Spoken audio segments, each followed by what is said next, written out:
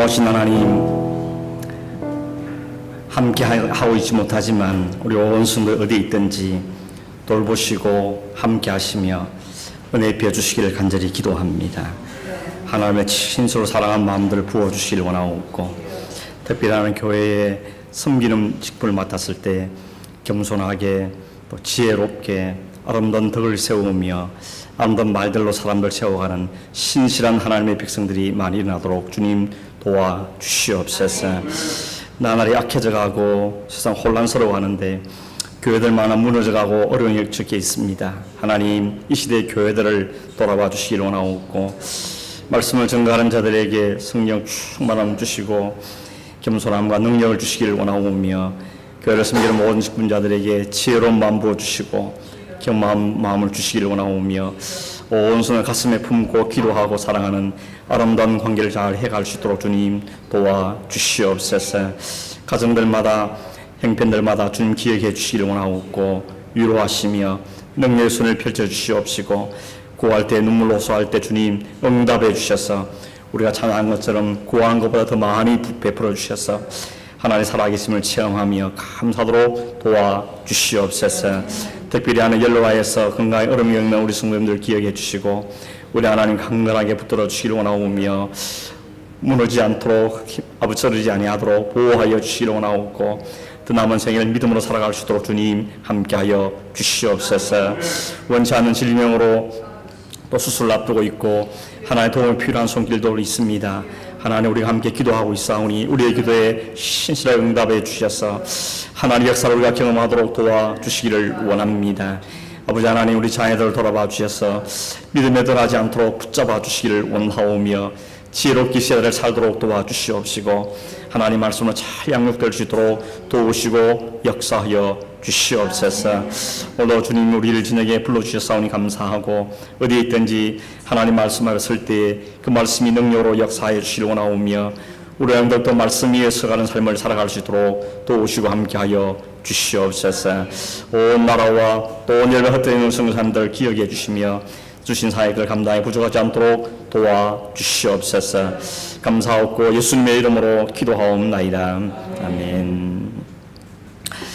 하나님 말씀 요한계시록 22장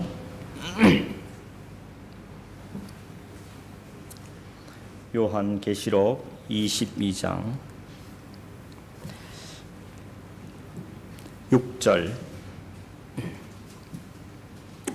6절부터 마지막 절까지 함께 한번 읽겠습니다.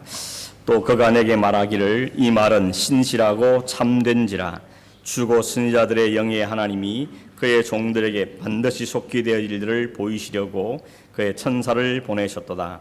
보라, 내가 속히 오리니 이 두 마리의 예언의 말씀을 지키는 자는 복이 있으리라 하더라.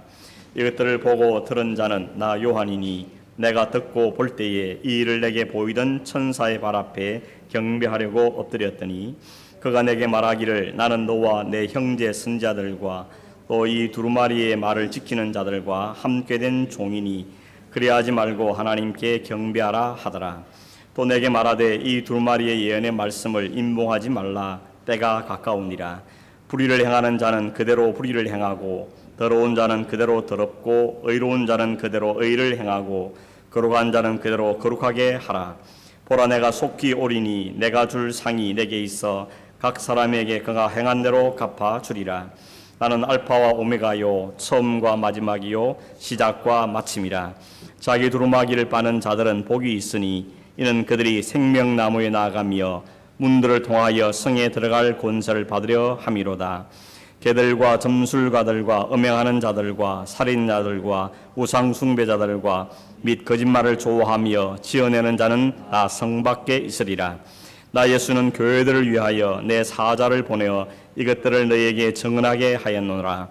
나는 다윗의 뿌리요 자손이니 곧 광명한 새벽별이라 하시더라. 성령과 신부가 말씀하시기를, 오라 하시는도다. 듣는 자도 오라 할 것이요, 목마른 자도 올 것이요, 또 원하는 자는 값없이 생명수를 받으라 하시더라. 내가 이 두 마리의 예언의 말씀을 듣는 모든 사람에게 증언하노니, 만일 누구든지 이것들 외에 더하면 하나님이 이 두루마리에 기록된 재앙들을 그에게 다하실 것이요, 만일 누구든지 이 두루마리의 예언의 말씀에서 제하여 버리면 하나님이 이 두루마리에 기록된 생명나무와 및 거룩한 성의 잠잠을 제하여 버리시리라. 이것들을 정하시니가 이르시되 내가 진실로 속히 오리라 하시거늘 아멘. 주 예수여 오시옵소서. 주 예수의 은혜가 모든 자들에게 있을지어다. 아멘. 오늘은 이 신약 성경의 맥작 신약편 마지막 시간을 보겠습니다. 우선 그동안의 공부를 쭉 해온 것들을 약간 복습하면서 마무리를 해보려고 이렇게 생각합니다. 앞에 표를 보시면서 한번 볼까요? 나누된 표에도 나와 있죠. 성경은 크게 두 가지 분류를 하는데 과거에 전통적으로 분류하는 방식이 바로 문학 양식에 따라 분류하는 것이었습니다. 지금 우리 성경이 그렇게 되어 있거든요. 마태복음부터 요한계시록까지 문학 양식에 따라서 분류가 되어 있습니다. 복음서, 역사서, 그다음 편직을 이렇게 선지서, 이렇게 계시록 이렇게 나누어져 있죠. 복음서가 마태, 마가, 누가, 요한 네 권이죠. 역사서는 신약에는 한 권밖에 없습니다. 사도행전 한 권밖에 없습니다. 그리고 서신서가 총 22권인데 바울이 지은 게 13, 나머지 분들이 지은 게 9개, 그렇게 해서 총 22권으로 알려져 있습니다. 바울이 지은 거 조금 분류가 되어지는데 아무튼 나중에 다시 보기로 하고, 이게 문학 양식으로 분류하는 방법이고, 지금 우리가 수요일 계속 공부한 방법 공부하면 시대 순서에 따라서 시대별로 나눈 신약에 대해서 우리가 살펴보았습니다. 보시면 크게 예수 그리스도의 시대, 성령 시대 1, 성령 시대 1은 교회 시대고 성령 시대 2는 선교 시대 이렇게 이야기했습니다. 성령 시대 1 교회 시대 그랬는데 이건 주로 사도행전 1장에서 15장까지의 내용인데 그 내용은 주로 교회가 어떻게 시작됐는가, 교회의 출발과 탄생, 그리고 그 교회가 어떻게 성장되어져 갔는지, 그리고 어떻게 박해와 고난을 받았으며 그 가운데서도 복음이 온 열방으로 흩어지는 계기를 말했는가 하는 점들을 쭉 이야기하고 있는 것이 짧게 말하면 12장까지고 15장까지 크게 보면 그렇게 볼 수가 있겠습니다. 15장에서 28장, 좀 더 상세히 말하면 13장부터인데 여기에는 사도 바울이라는 산 사람을 중심으로 하나님의 복음이 사도행 1장 8절 말씀이 어떻게 이루어져 가는가, 예루살렘에 전된 복음이 온 유대와 사마리아와 땅끝까지 전파되는 그 과정들을 보여주는데 거기에 중요한 인물로 쓰임받은 사람이 사도 바울이다 하는 것을 우리가 보았습니다. 그 사도행전의 역사가 진행되면서 중간중간에 바울이 쓴 편지들이 사이사이에 끼어들어갔죠. 제일 처음 끼어든 게 갈라디아서, 그 다음 들어간 게 데살로니가 전후서, 이런 것들이 끼어들어가는데, 그래서 우리가 지금 요즘 성경 읽기 하는데 우리 성경 순서도 그렇게 되어 있습니다. 그래서 좀 왔다 갔다 하면 읽게 되는데, 그렇게 읽어보면 성경의 신학 역사의 흐름 따라서 성경 읽게 되죠. 아마 이런 서점에 속 보시면 연대기 성경 이런 게 있습니다. 연대기 성경 보신 적 있는지 모르겠는데 그 성경 아예 그렇게 편집이 되어 있습니다. 마태, 마가, 누가, 요한복음도 이게 순서에 따라서 다 새롭게 편집해서 순서 흐름에 따라 정리를 하고 있죠. 지난 우리가 공부한 것처럼 그 복음서는 예수님께서 6월절을 3번 지킨 것을 중심으로 사역을 나눌 수 있었죠. 6월절 전에 사역, 첫 6월절과 2월절, 그 다음에 두 번째 6월, 세 번째 6월 사역, 그리고 마지막 일주가 이렇게 나누어서 정리를 해서 우리가 그동안 살펴보았고, 사도행전에서도 사도 바울이 1차, 2차, 3차 로마 여행까지 진행되면서 그 사이에 어떤 일들이 벌어졌으며 그래서 어떤 성경들이 기록되는 한 우리가 살펴본 적이 있습니다. 거기에 해당되는 성경들이 갈라디아서, 데살로니가 전후서, 고린도 전후서, 로마서, 그리고 로마에 갔은 게 옥중서신들, 에빌 골문이라든지 또 디모데전후서, 디도서 이런 성경들이 기록되어 있었고, 나머지 사도들이 쓴 성경도 약 사도 바울 이후의 대체로 기록되어 있습니다. 그걸 시대 순으로 좀 다시 정리한 게 신약의 연대표인데 그 다음 페이지에 있죠. 보시면 서신서를 사복음 그 시대 순으로 나눴죠. AD 0년부터 AD 30년, 48년, 50년, 53년, 60년, 62년, 67년, 95년 이렇게 되어 있죠. 바울 서신은 AD 48년경에 기록된 갈라디아서가 제일 먼저 기록된 성경입니다. 어디서 기록했는가 하면 갈라디아서는 1차 선교행이 끝난 다음에 예루살렘의 종교회의가 벌어졌다 그랬죠. 종교의 주제가 뭔가 하면 유대인이 아닌 이방 사람들이 구원받기 위해서는 반드시 할례를 행해야 되는가, 율법을 반드시 지켜야 되는가 하는 문제 때문에 회의가 벌어졌죠. 그래서 아주 격렬한 토의 끝에 결정된 게 뭔가 하면 이방인들에게는 유대인들처럼 꼭 할례를 받게 할 필요는 없다. 이미 우리가 예수 그리스도의 복음을 받았기 때문에 그렇게 결정을 하고 온 사방에 그 사실을 전했는데, 역시 그 문제에 대해서 갈등이 많았던 갈라디아 교회에도 이 편지가 전달되죠. 그때 기록된 게 갈라디아서다 이렇게 이야기하고 있습니다. 그 다음에 기록된 게 데살로니가전서, 데살로니가후서인데, 데살로니가전서 후서는 두 번째 선교를 할 때 데살로니가에서는 지난번 보았지만 오래 못 머물렀습니다. 워낙 바울을 핍박하는 사람이 너무 많아가지고 데살로니가를 잠시 딱 떠났는데, 떠난 다음에 그 교회된 마음이 너무 안타까우니까 바울이 떠난 다음에 고린도에 있을 때에 편지를 2번 쓰게 됩니다. 그 사람들이 믿음 좀 잘 서이든지, 또 특별히 재림 때문에 사람들이 막 혼란스럽군요.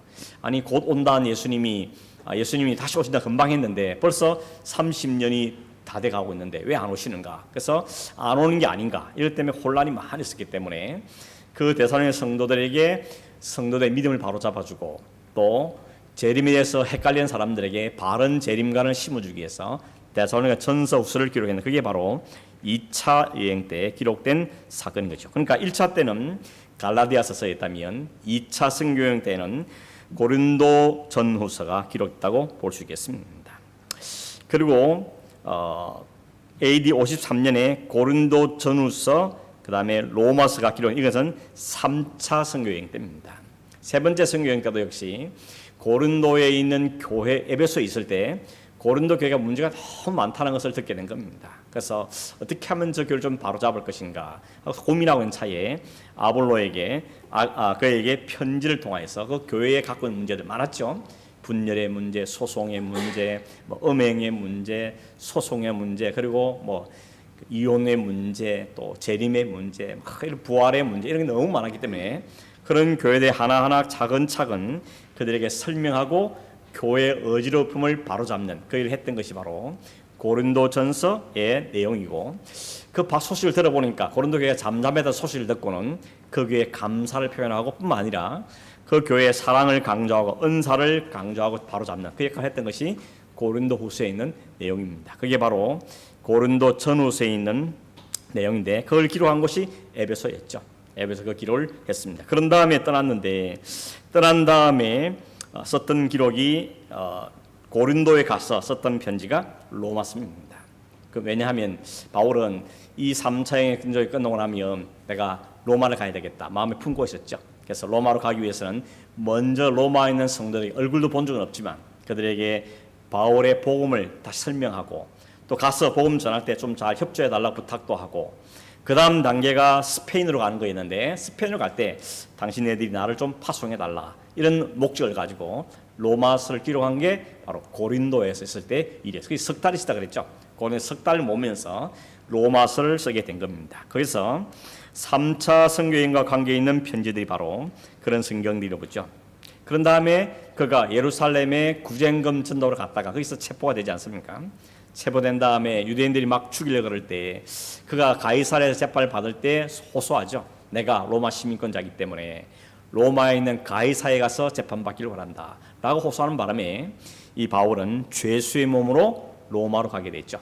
로마로 가게 돼서 로마에 가서 재판을 받게 되는데 2년 동안은 구금 상태에 있었습니다. 구금 상태에 있을 때 그가 한 일이 2가지를 했죠. 하나는 자기 그 셋집에 구금 상태지만 이게 감옥 안에 있는 것이 아니고 바깥에 구금 상태에 있었던 거죠. 흔히 우리 뭐라 그러죠? 그거를 가택연금 이렇게 하죠. 집에 갇혀 있는데 그때 사람들이 자유롭게 왕래를 하게 허락을 해주었습니다. 그래서 찾아오는 사람들에게 복음을 전하는 게 첫 번째 일이었고, 두 번째는 흩어지는 교회들에게 다시 편지를 보내야 했는데 그때 쓰여진 편지가 바로 옥중서시라 불리는 에베소서, 빌립보서, 골로새서, 빌레몬서 이 4권의 성경을 쓰게 됩니다. 2년을 그런 구금 상태에 있은 후에 약간 이게 석방이 되어지는데 그때 썼던 편지가 디모데전서와 디도스라고 보이시죠. 당시에 에베소에서 목회하던 디모데와 그리고 그레데스면서 목회하고 있던 이 디도에게 목회자로서 어떻게 교회를 잘 다스리며 복음을 전하고 어떻게 행실해야 될 것이며 담대하고 이런 것들을 격려하는 편지가 이 디모데전서와 디도서였고, 다시 2차 구금 상태에 들어갔을 때 그때 쓰인 편지가 이제 마지막 편지죠. 그게 바로 디모데후서입니다. 그렇게 디모데후서가 마지막으로 기록되어지게 된 것입니다. 이걸 여러분 지도를 보면서 조금만 다시 한번 설명도 해보겠습니다. 지도를 많이 썼으니까 1차 선교 여행은 안디옥에서 파송을 받아서 실루기아로 가죠. 실루기아에서 배를 타고, 이때 동행한 사람은 바나바였습니다. 바나바와 함께 배를 타고 이 구브로섬에 가죠. 구브로섬의 동쪽에 있는 살라미에서 먼저 가고, 이 섬을 관통하면서 복음을 전하고 바보라는 섬에서 머물다가 여기서 배를 타고 이 아탈리아로 가게 되죠. 아탈리아에서 정박한 다음에 버가에서 안디옥, 여기 안디옥은 수리 안디옥이고 여기는 이 갈라디아 있는 여긴 수리 안디옥, 이런 비시디 안디옥이라고 그러죠. 안디옥 들러서 여기서 루스드라, 이고니온, 루스드라, 더베 다시 그대로 돌아서 온 게 1차 선교 여행이죠. 이때 이 여행의 결과를 가지고 유대인들에게 이방인도 복을 많이 받았다는 소식 때문에 1차 예루살렘 회의가 벌어졌기 때문에 예루살렘 내려가게 됐습니다. 이게 1차 선교 여행이죠. 1차 선교 마친 다음에 기록된 게 갈라디아서가 있습니다. 그래서 갈라디아서는 이신칭이 율법으로가 아니고 오직 예수 그리스도 복음으로 구원받는 거다 하는 것을 강조하는 책이 갈라디아서입니다. 두 번째 선교 여행은 역시 안디옥에서 출발한, 이때는 바울과 바나바가 나눠졌죠. 마가 요한 때문에 마가 요한 데리고 가자 하는 바나바와 안 된다 한 바울이 서로 나누어지죠. 바나바는 첫 번째 선교 여행지로 코스를 선택하고, 바울은 반대로 육지를 이용해서 마지막 지였던 이 더베까지 가게 되죠. 더베에서 시작해서 루스드라, 이고니온, 안디옥, 그 다음에 에베소 갔죠. 여기에서 사실은 밑으로 내려오려고 그랬는데 가지 못하고 성령의 인도를 따라서 드로아로 가게 되죠. 여기서 마게도냐에서 건너오라는 환상을 보고 배를 타고 마게도냐, 이 유럽 쪽으로 건너가게 되는 거죠. 그래서 네아폴리, 빌립보 거치는데, 이 빌립보에서 쓴 편지가 뭐라 그랬죠? 빌립보에서 쓴 편지가 바로 빌립보에서 고린도까지 간 다음에 고린도에서 쓴 편지가 데살로니가 전서 후서라 이야기했습니다. 그런 다음에 여기서 다시 배를 타고 사실은 올라가 그랬는데 이 기다리는 사람이 있었다 그랬죠. 그래서 기다리면서 바울을 죽이는 사람들 때문에 배를 타지 않고 다시 육지로 거꾸로 돌아서 왔다 그랬습니다. 그렇게 해서 이 디도에서 배를 타고 다시 돌아온 것이 두 번째 선교 여행이었다 그랬습니다. 이 에베소에서 이 장로들 초청해서 만났던 이야기가 기록되어 있었죠. 3차 선교 여행은 그대로 똑같은 코스를 갑니다. 2차와 똑같은 코스를 갔다가 다시 돌아오는 코스가 3차 선교 여행이 되겠습니다. 이 3차 선교 여행 때 기록된 성경이 아까 말한 고린도전후서와 로마서가 기록되어 있고, 로마 여행을 볼까요? 로마 여행은 예루살렘에서 체포된 다음에 가이사라에서 2년 동안 재판을 받고, 그가 로마로 보내달라 했기 때문에 시돈에서 배를 타고, 원래는 이렇게 지중해를 바로 가로질러 가는데 배가 작아서 가로질러 못 가고 육지 근교를 따라서 가게 되죠. 그런 다음에 무라에 도착했을 때 여기서 큰 배로 갈아탑니다. 그리고 니도에 도착했는데 여기서 그 다음 도착한 것이 이 미항이죠. 미항에서 겨울을 보내자 그랬는데 선장이 아니라고 이 베닉스까지 가서 거기서 겨울을 보내자 하는 바람에 출발했다가 베닉스 가지 못하고 유라굴라 광풍을 만나서 14일을 떠돌다가 도착한 곳이 멜리데 섬이었죠. 멜리데 섬에서 다시 배를 타고 수라굴에 도착하고 레기온, 보디오를 거쳐서 로마로 가는 것이 이 바울의 로마 여행지였습니다. 여기서 2년간 있을 때 편지를 쓰고, 또 잠시 석방되었을 때 편지를 또 쓰고, 다시 구금될 때 편지 쓰는 이야기가 바울이 쓴 편지의 내용입니다. 거기에 여러분 다음 페이지도 그대로 다 기록되어 있죠. 참고를 해보시면 되겠는데, 조금만 더 살펴보겠습니다. 여러분 로마서 4번에 보시면 교회에 보낸 바울의 편지는 교회에 보낸 편지와 개인에 보낸 편지 이렇게 나눕니다. 교회에 보낸 편지가 9건이고 나머지 3건이 세근이 바로 개인에게 보낸 편지죠. 교회에 보냈던 편지는 그가 가면서 교회를 세웠을 때 그 교회들을 향한 복음을 전하고 그 교회 문제를 다루게 되죠. 그래서 서신서의 특징이 뭔가 하면 그 서신서는 반드시 구체적인 그 지역이나 교회의 상황이 있습니다. 그 교회 상황이 어땠는가, 그리고 그 상황에 맞게끔 편지를 쓰게 되는 것이죠. 그래서 고린도에 간 편지가 다르고 에베소 보는 편지가 다 다를 것이죠. 로마서를 보는 편지는 뭔가 하면 로마서는 아까도 이야기한 것처럼 로마 교회는 자기가 세운 교회가 아닙니다. 바울이 세운 교회가 아니고 이미 흩어진 유대인들이 로마에 가서도 교회를 세운 겁니다. 그런데 바울은 로마 가고 싶었던 거죠. 그래서 가기 전에 내가 바울이다라고 사실을 소개하고 자기가 전한 그 복음이 너희들이 받은 그 그리스도의 복음이라는 사실을 확정을 시켜주고 내가 가서 너희들과 복음 안에 좀 교제를 하기를 원하고 너희들 믿음에 잘 세우기를 원한다. 그 전에 내가 편지로 너희들 교제한다라고 쓴 것이 바로 로마서입니다. 로마서의 주제는 뭐죠? 한마디로 말하면 이신칭의죠. 오직 의인은 믿음으로 찾는다. 의인은 믿음으로 없는 것을 강조한 것이 로마서입니다. 어떤 분들은 로마서를 상당히 교리적인 책으로 보지 않습니까? 그래서 어렵다, 딱딱하다 뭐 이런 표현을 많이 썼는데 사실은 로마서도 당시 로마 교회의 상황에 맞게끔 쓴 편지이기 때문에 그런 백그라운드를 잘 이해해서 읽어보면 로마서가 단순히 지루하거나 딱딱한 교리서라기보다는 그 지역에 그리고 그 교회에 적합한 하나님 말씀들인 것을 알 수 있습니다.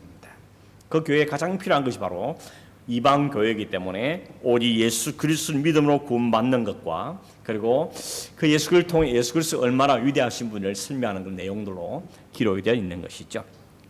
로마서와 가장 비슷한 책이 뭐냐 그러면 주로 사람들이 갈라디아서를 꼽습니다. 왜냐하면 갈라디아서 역시 바울이 2차 선교여행 때 초기에 1차를 마친 다음에 그 이방 교회들의 복음을 전했기 때문에 이방인들의 가장 문제점 뭔가 하면 유대인과 섞이지 못하는 가장 첨예한 문제가 뭔가 하면 할례라든지 이런 문제였던 겁니다. 그래서 그 문제를 다루었기 때문에 갈라디아서의 그 핵심 내용도 오직 의인은 믿음으로 산다 하는 그런 이신층의 내용이 강조된 것이 갈라디아서라고 이야기할 수가 있습니다.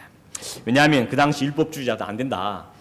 아무리 이방인들이 예수를 믿는다 할지라도 할례를 받아야 된다.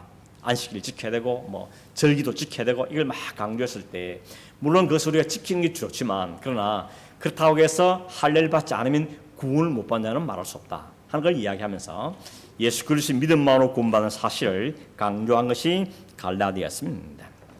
고린도 전후서는 아까 말씀드렸죠. 고린도 교회 바울에 상당히 애착이 많았습니다. 그러니까 선교여행 할 때 가장 오래 머문 지역 중에 하나가 고린도와 에베소거든요. 고린도는 아가야 지방, 그러니까 유럽의 마게도냐 지역의 가장 핵심적인 도시고 에베소는 소아시아에서 가장 핵심적인 도시입니다. 그래서 이 두 도시에 대한 바울의 애착이 굉장히 많았습니다. 근데 이 고린도 교회가 자기가 복음 전하 떠나온 지 좀 지나서 들어보니까 그렇게 애착을 가지고 교회를 세웠는데 그 교회에 너무 문제가 많다는 거죠. 가장 큰 문제가 뭐였습니까? 바울파, 게바파, 아볼로파, 예수파, 파들이 막 나눠서 교회 간에 서로 분열이 있다는 소식을 듣고 너무 안타까워서 자기가 오히려 거기가 세례 안 준 건 너무 다행이라 얘기한다 그랬죠. 내가 세례 준 사람이 누가 있냐? 오히려 내가 세례 안 준 게 나는 감사하다. 왜냐하면 내가 세례 줬다고 또 나는 바울께 세례 받았어요. 그러면서 바울파를 따른 사람이 많아질까 봐 오히려 그걸 염려하면서 우리 모두가 복음을 뿌리고 물을 주고 했지만 자라게 하시는 예수 그리스도밖에 없다. 예수 그리스도의 복음으로 한 자라는 게 교회라는 것을 강조하는 게 고린도의 전서죠. 그리고 그 안에는 많은 문제들 차근차근 설명하면서 말씀의 복음을 바르게 세우려고 애를 썼던 게 고린도 전서 그리고 고린도후서에 있는 내용이라고 말할 수 있는 거죠. 그래서 고린도 전서 같은데 사랑장이 거기 들어있죠. 은사도 들어있고 사랑도 들어있습니다. 왜냐하면 은사는 막 많아서 교회가 확장직을 하긴 했는데 이게 사랑이라는 그 열매로 똘똘 뭉쳐야 되는데 각각 찢어져가지고 은사 따라 다 찢어지니까 바울이 그걸 다 하나로 묶고 있는 온전한 은사, 진정 은사는 사랑이라는 강조하죠. 그래서 사랑이 없으면 뭐라 했습니까? nothing이라고 했습니다. 사랑 없이 하는 것은 아무 짝에도 소용없다고 이야기한 것이죠. 아무리 열심히 봉사하고 아무리 은사를 베풀고 기적도 베푸고 막 병을 낫게 하고 그런다 할지라도 그 사랑으로 하지 않으면 교만하고 자기를 드러내게 하고 그러면 그것은 아무 유익이 없는 것이라고 바울이 강조한 내용이 고린도에 기록되어 있는 것입니다.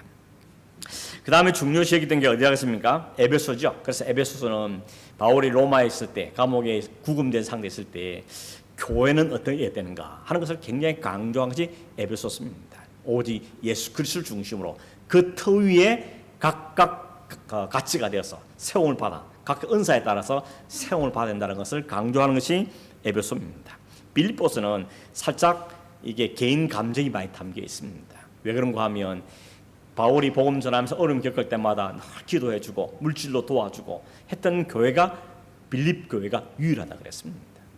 다른 데 열심히 복음을 전했지만 유독 이 빌립보 있는 사람들은 이 바울을 사랑하고 아끼고 위하고 그래서 어려움이 있으면 헌금을 거둬서 보내주고 또 감옥 있으면 찾아오기도 하고 이러니까 너무 애틋한 마음과 감사한 마음 때문에 빌립보에 편지를 쓰죠. 그래서 바울이 그 빌립보에 가장 많이 쓴 단어가 뭔가 하면 기뻐하라는 겁니다. 너희 나들 때문에 너무 염려하는데 그러지 마시라고. 나는 괜찮다고. 나는 감옥에 있으나 나가 있으나 핍박을 받으나 안 받으나 나는 그리스도 안에서 감사하고 기뻐하고 있으니까 나 때문에 너무 염려하지 마십시오. 오히려 당신들도 나처럼 복음 때문에 기뻐하고 즐거워하십시오. 이런 내용을 쓴 게 빌립보에 있는 내용들인 거죠. 그래서 끝부분 보면 당신이 나를 생각하고 나를 헌금을 보내고 하면서 너무 감사하고 기쁘다고.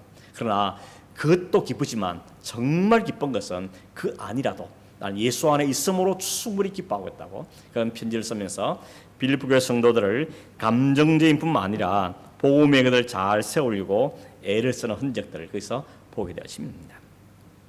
골로새서는 여러분 주로 영지주의자들에 대한 반박이 많습니다. 교회를 흔드는 이단들 가운데 대표적인 이단이 영지주의였거든요. 영지주의가 뭡니까? 노스틱주의라 그러죠. 그 영은 깨끗하고 육은 더럽다고 생각하죠. 그래서 어떻게 하나님의 그 영이 인간의 몸을 입을 수 있냐? 그건 말도 안 된다는 겁니다. 거룩한 영이 이 더러운 육체에 있을 수가 없다는 거죠. 그래서 그리스도의 신성을 인정하지만 그리스도 인성을 거부해버리는 겁니다. 그리고 그 예수, 육체로 오신 예수를 인정하지 않습니다. 심지어는 십자에 못 박힌 예수도 육체도 죽은 게 아니다. 육체는 다 이미 아무것도 아니기 때문에 예수님 아프지도 않을 거고 이런 논리를 피는 것이 이 당시 이단들인데 그 영주주의 이단의 영향을 받은 자들이 오늘날도 많이 있는 것입니다. 그래서 그들 향해서 예수 그리스도의 우월함과 예수 그리스도의 참된 신성과 예수 참된 사람 되심과 이 그리스도의 뛰어나심들을 설명하는 내용들이 아주 기록되는 것이 골로새서의 말씀이라고 볼 수 있습니다. 빌레몬서는 상당히 독특한 성경이죠. 빌레몬서는 읽어보서 아시겠지만 이 오네시모라는 이 노예가 도망쳐 왔는데 알고 보니까 자기가 골로새에서 알았던 사람의 그 집의 종인 걸 알게 됩니다. 그래서 오네시모를 다시 돌려보내죠. 돌려보내면서 이 노예가 이 로마에 와서 나를 만나서 복음을 받아들이고 나를 돕는 사람이 됐는데 네가 나를 대하는 것처럼 이 사람도 용서해달라고 아주 개인적인 편지를 쓴 게 빌레몬서입니다. 그러나 단순히 빌레몬에게 써낸 오네시모를 변화하는 편지일 뿐만 아니라 그가 어떻게 변화됐는지 어떻게 무익한 종이 유익한 사람이 됐는가 그건 바로 예수 그리스도 복음 때문이라는 것을 설명한 것이죠. 오네시모 이름 뜻이 뭐라 했습니까? 유익하다는 뜻입니다. 그런데 주인 돈 훔쳐 도망가기 때문에 자기 이름과는 완전히 딴판으로 무익한 사람이 됐죠. 그런데 바울을 만나고 복음을 받아들임으로 다시 이름대로 유익한 사람이 된 거죠. 재밌죠? 유스풀한 사람이 유스리스한 사람인데 유스풀한 사람으로 바뀌게 되는 그런 이 아름다운 복음의 역사가 담긴 게 빌레몬서의 성경입니다. 그런 편지들이 바울이 로마에 있을 때 쓴 편지들의 내용이죠.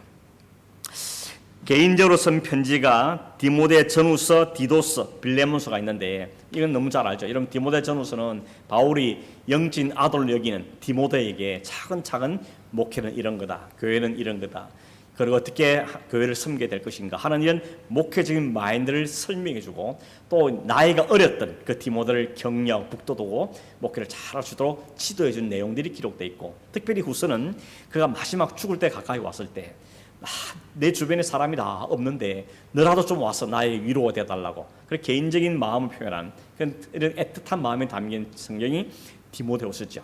다 이 사람 떠나고 저 사람 떠나고 이 사람 배신하고 이 사람 나를 괴롭게 만들고 막 그렇게 아픔을 이야기하면서 그래도 네가 이 말년에 좀 와서 나에게 위로가 되어달라고 부탁하는 그런 바울의 굉장히 인간적인 이 나이 많은 노 사도의 그런 마음을 엿볼 수 있는 게 이 디모데 전후서에 있는 내용이 있죠.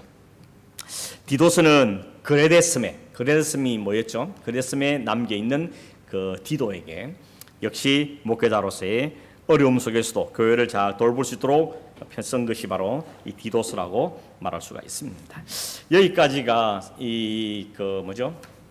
사도 바울이 쓴 편지들이고, 바울이 쓰지 않은 편지를 우리 흔히 말하기를 일반 서신이다 혹은 공동 서신이다 이런 표현들을 사용합니다. 거기에 있는 내용들을 조금 보면 히브리스가 있죠. 히브리스를 쓰게 된 이유가 뭔가 하면 이런 히브리스는 굉장히 구약하고 밀접하게 연결되어 있습니다. 특별히 구약의 성막, 제사, 절기, 멜기세덱 이런 구약 이야기 많이 나옵니다. 왜냐하면 이 당시에 있는 사람들이 박해와 고난 때문에 다시 옛날로 돌아가고 싶어하는 이런 분위기가 생겼던 겁니다. 그저 옛날로 사는 게 좋았는데 굳이 우리가 예수를 받아들이고 복음을 새로운 언약을 받아들임으로 너무 삶이 힘겨우니까 박해를 받고 고통을 받으니까 차라리 그냥 옛날이 좋지 않냐 이렇게 마음이 흐느는 사람들에게 그 구약에 있는 성전 또 제사 또 멜기세덱 이런 걸 쭉 이야기하면서 그들과 예수 그리스도를 비교합니다. 계속 예수 그리스도와 구약을 비교하면서 이 예수 그리스도가 진짜 언약이고 참된 언약이고 진짜 언약이라는 것을 새로운 언약을 부각시키면서 예수 그리스도를 통해 받은 그 언약이 헛된 것이 아니라고, 예수 그리스도가 우리의 완전이고 참 실체고 우리를 완성해서 이끌어가는 것이라는 것을 설명하면서 예수를 믿는 걸 포기하지 말고 신체적으로 여러 어려움이 있다 할지라도 그 예수의 새 언약 안에 꼭 머물고 있고 그 예수를 믿음으로 바라보고, 그리고 사실 구약에 많은 사람들이 이 예수를 보고 살았다는 것을 이 11장 같은 설명하죠. 믿음의 선지들이 오직 예수를 기다려 바라다 우리는 예수를 받지 않느냐는 거죠.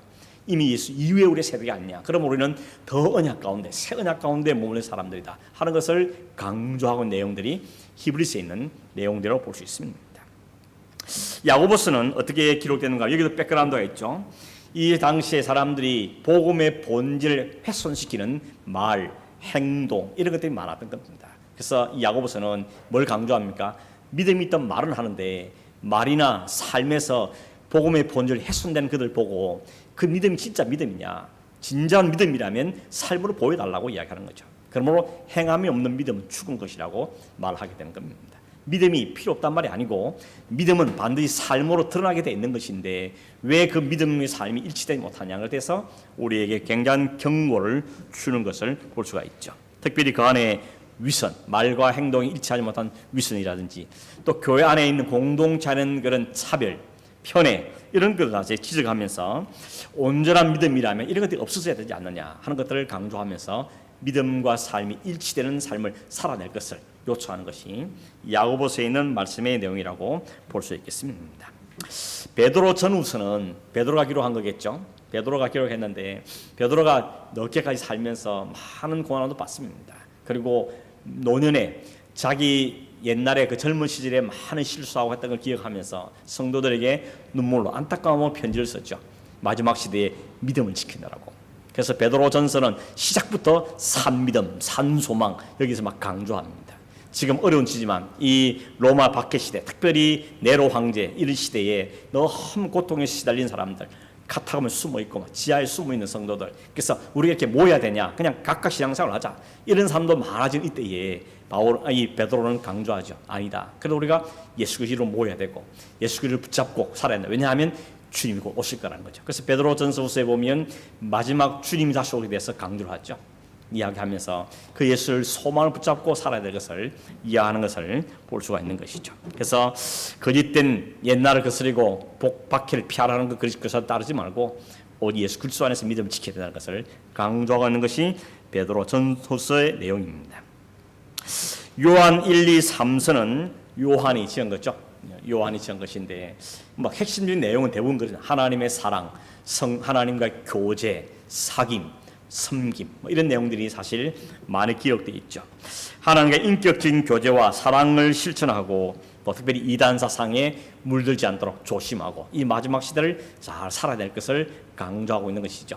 여러분 요한은 과거에 우리의 아들이라고 성질이 급한 사람이었지만 이 노년에 있을 때는 벌써 굉장히 이게 성숙된 사람으로 인격이 변화된 사람으로 사랑의 사도로 바뀌어 있습니다. 그래서 사람들에게 사랑을 많이 강조하죠. 요한의 서신에 보면 사랑이 굉장히 강조됩니다. 하나님을 사랑하고 하나님의 인격적인 교제를 가지고 또 성도 안에 서로 사랑할 것을 강조하는 내용들이 많이 기록되어 있고, 유다서는 딱 한 장밖에 없죠. 잘못된 이단 사상에 넘어지는 유혹받는 성도들에게 정신을 바짝 차리고 믿음으로 살자 하는 것을 강조하는 게 유다서라고 이야기할 수가 있겠습니다. 마지막 계시록이 있죠. 묵시록은 요한계시록인데, 요한계시록도 우리가 선입견이 어떤 게입니까? 요한계시록은 아직도 이루어지지 않은 일에 대한 아주 먼 나라 일을, 그런 장차 마지막 일할 일이다, 이렇게만 관념을 생각하는데, 사실은 요한계시를 받는 수신자가 누굽니까? 아시아에 있는 7교회죠. 그 당시 소아시아, 지금의 터키 지역에 있는 7교회에 편지한다, 그러면서 그 교회에 보낸 편지입니다. 그 당시 7교회의 형편이 어떤가 하면 역시 많은 박해와 고난으로 믿음이 식어지고, 또 오시란 예수는 오지 않기 때문에 이 종말에 대한 마음이 흔들리고 있는 사람들에게, 또 사탄과 또 황제 숭배와 이런 것들로 인해서 상당히 어지러운 이 상황 가운데 이 요한이 밤모섬에서 유배되어 있을 때 하나님이 환상을 보여주고 그 환상을 그대로 옮겨놓은 책이 요한계시록이죠. 요한계시록은 이중적인 특징을 갖고 있지 않습니까? 그 당시에 일어난 시대적인 상황에도 그대로 적용될 뿐만 아니라 거기에 장차 주님이 다시 오실 때 이루어질까지도 거기에 중복되어 있습니다. 그래서 약간 어려워 보이지만 다음에 요한계시록 한번 말씀을 나누겠지만 그 요한복음은 크게 어렵지 않습니다. 그래서 여러분 도표 안에 보면 구조를 이렇게 써놨죠. 구제를 보시면 복잡하지 않습니다. 앞에 1장 1절에서 8절까지는 서론이고 2장 3장은 7교회에 보낸 편지, 그러면서 뭐 도아들에게, 사대교회에게 쭉 7교회 이름 나오죠. 이게 거기까지 거의 서론 부분으로 말할 수 있습니다. 그런 다음에 4장의 7장까지 7인, 그리고 8장의 11장은 7 나팔, 15장 16장은 7 대접에 대한 환상이 기록되어 있습니다. 그리고 그 사이사이에 삽입들이 나옵니다. 재밌는 게 뭔가 하면 이 7인, 7 나팔, 7 대접, 7 나팔, 7 대접, 이 세 가지가 같은 하나님의 말씀을 반복하는 거 보죠. 물론 이 요한계시록을 해석하는 사람 조금 다르긴 하겠지만 많은 학자들이, 보수 학자들이 공감하는 게 이 세 가지 환상은 같은 사건을 반복하고 그리고 점진적으로 보여주는 거라는 것이죠. 그러니까 심판도 3분의 1, 뭐 절반, 완전한 심판, 이런 식으로 가면서 심판이 반드시 올 건데 하나님 마지막 시대에 성도는 구원할 것이고 악한 자들은 심판받는다. 이게 점점 강도가 심해지고 또 구원은 더 완성되는 과정들을 보여주는 것이 이 세 가지 7인, 7 나팔, 7 대접을 거죠. 그러면서 사이사이에 삽입이 나와요. 그 삽입이 뭔가 하면 예를 들면 이런 거죠. 7인 재앙을 설명한 다음에 6장 끝에 보면 이런 하나님의 저주를 누가 도저히 피할 수 있겠느냐. 막 불이 쏟아지고 유황불 쏟아지고 온 세상에 불타는데 누가 더 살아남냐. 이렇게 6장이 끝나거든요.